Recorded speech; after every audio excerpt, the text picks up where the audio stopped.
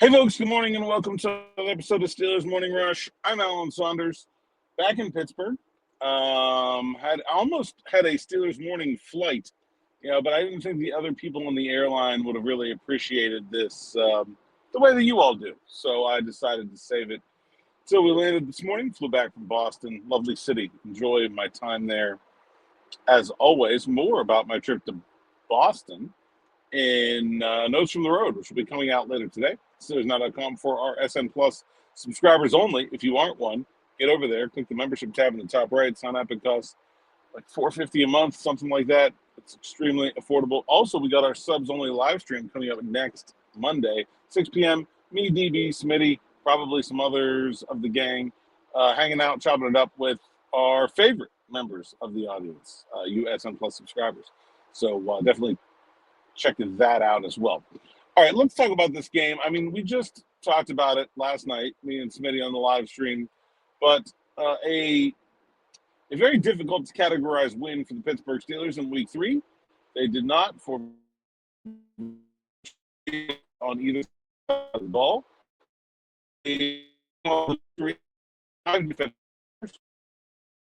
Offensive touchdown drives at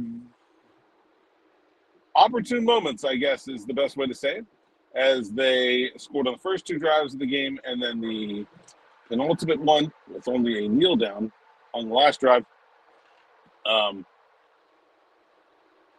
Steelers aren't good, and I think we should have known that. They aren't bad either. I think we should have known that. They are going to be in a lot of close games, and they usually find a way to win close games. Last week's loss to the Seattle Seahawks being a notable and glaring exception.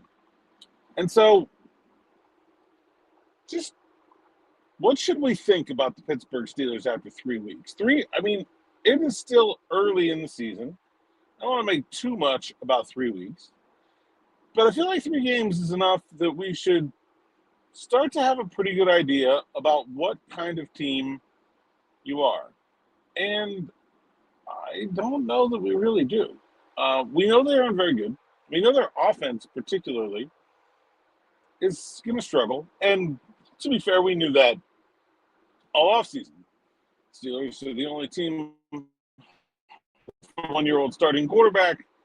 They don't have very much at the wide receiver position, and they are very young along the offensive line. In order for them to be good on offense, they're going to require a whole lot of young people to do stuff they have never done before. If Broderick Jones and Trey Fautanu and Zach Frazier and Mason McCormick and Calvin Austin and Roman Wilson and Caleb Johnson all start playing at the peak of their development curves, basically the peak of the reasonable expectations for them for this year, they might have an average offense. They, like talent-wise, they certainly aren't going to have a good offense. So we kind of knew they were going to struggle to score. The fact that they've been really good in the red zone is one of the best things I can think of for a not very good offense to be good at. The only possession in the red zone they have not scored on this year is the one that went off Calvin Austin's hands for an interception. If you are going to be a not very good offense, but score on nearly 100% of your red zone trips, that's a really good way to win a lot of games while not being very good at offense. It is way better than the inverse. And I think crucially was an area that we weren't so sure about this team coming into the season. Noted the youth and inexperience in the offensive line. Also, I think the red zone is an area where quarterback mobility plays larger than other areas of the field. And Aaron Rodgers certainly doesn't have that. So the fact they've been very good in the red zone is very heartening. I think it leads credence to the idea that this team can largely get outplayed on that side of the ball over the course of a game and still come up with the plays needed to win. That's what both sides of the ball did against the Patriots on Sunday. The offense has excuses, reasons, even better. The defense really doesn't. Except for injuries, which do happen, but it is the most expensive defense in the NFL. They should not be giving up yards and bunches to Hunter Henry and getting carved up by Drake May, regardless of the way the game ends. They did the same thing on offense that they did on defense, which was largely be not very good and come up with a few crucial plays in big moments. And I don't want to minimize the ability required, the focus that they put on those big plays, the culture that they've built that surrounds creating turnovers. It is not an accident that the Steelers made those plays. It's not luck. It's not fortune or happenstance. It's probably luck that they recovered all 4 of the fumbles that they forced. But other than that, seeking the ball aggressively, defensive linemen getting their hands on the ball, getting after the quarterback, and not just getting a sack but knocking the ball out. These are things that the Steelers focus on, dedicate significant amounts of time and training to doing, and are good at for good reason. So it's not like it's unsustainable for them to be a defense that relies on turnovers. But they are too good to just be that. And I guess this is where the rub lies. The thing that we don't know yet. Why has the Steelers defense been unable to live up to its expectations? Will that continue? If it does, how long? And what are the answers? I think that is the biggest unknown. I think we've learned they don't have a very good offense, but it can be opportunistic. I think we've learned Caleb Johnson's not a kickoff returner. The rest of their special teams are pretty good. I think we've learned their defense is more than capable of coming up with big plays and big moments. What we don't know is this defense capable of shutting someone down, just choking out an offense, being the absolute smothering monster that it looks on paper like it's capable of being. Obviously, they're going to have to get mostly healthy for that to happen.